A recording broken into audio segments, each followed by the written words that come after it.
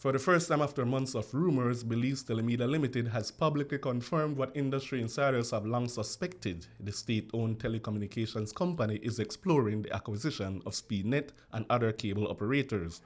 Ahead of a board of directors meeting today, Chairman Markhelm Lizarraga held a press briefing to justify a consolidation he says has been in the works since 2018. So with that backdrop, the backdrop that we have this investment, with the backdrop that we have overcapacity in the industry, and especially in BTL, because as an essential service provider, we have to have built-in redundancies already. I'll tell you why.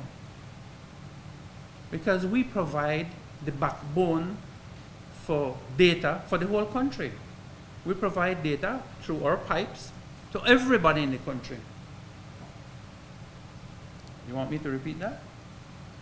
We provide data through our pipes for everyone in the country. So why duplicate it? All that duplication is just waste. Because we could absorb all of them onto our system.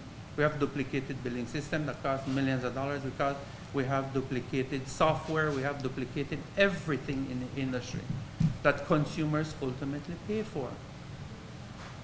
So it is with that view that we believe that as fiduciary responsible people around this board, we believe that that is an option that we have to sincerely pursue, regardless of where it was birthed in.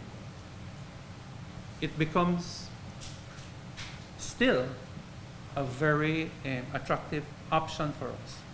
That confirmation didn't sit quietly. Reporters quickly zeroed in on potential conflicts of interest, noting that the chairman's brother owns NextGen. Lizarraga himself was appointed by Prime Minister John Briceño, whose family has stakes in Speednet. Journalists argue those links raise troubling governance questions, especially for a company owned by the Belizean public. One of the first things we did when we came to BTL was we put in a conflict of interest policy. As well, you will know, we put in, I shouldn't be telling you this, you know this already. We put in the small shareholder as the chairperson for the internal audit subcommittee of the board.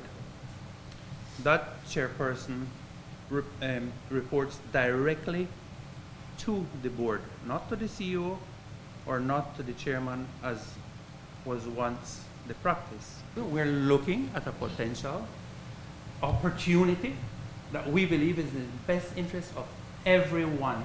But your biggest stakeholder is the government. And the people of Belize. In today's press conference, you are saying that your biggest shareholder does not need to be notified. My biggest shareholder. It's just the directors who are going to make this decision. My biggest shareholder, as all shareholders, represent people on this board.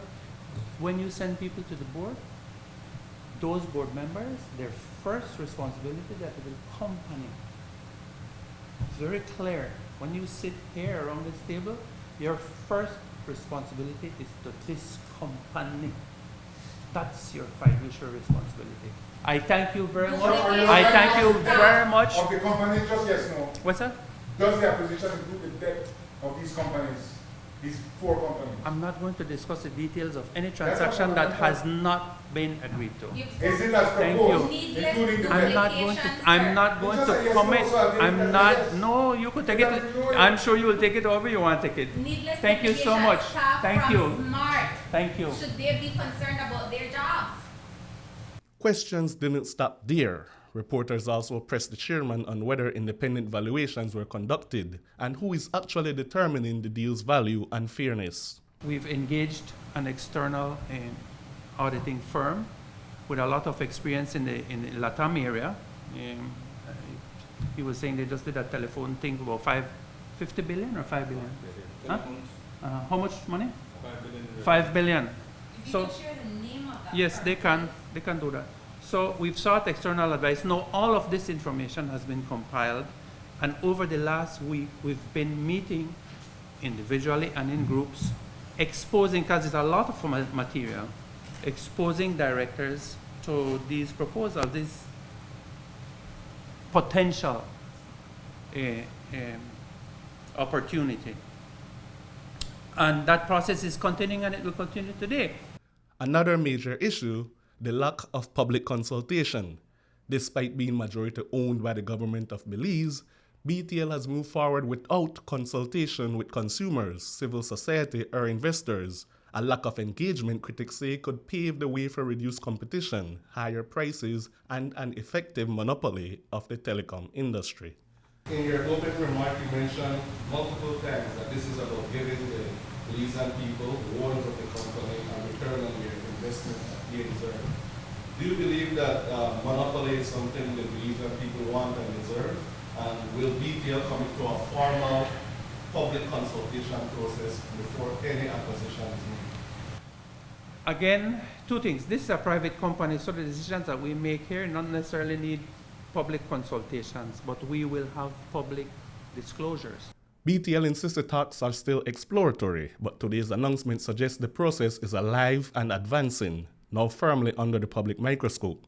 With hundreds of millions in public assets at stake, many are now calling for independent oversight, transparency, and full disclosure before any final decision is made. The NTUCB has outlined 3 specific demands for BTL. BTL plans to continue internal talks as critics call for public involvement. Shane Williams reporting for News 5.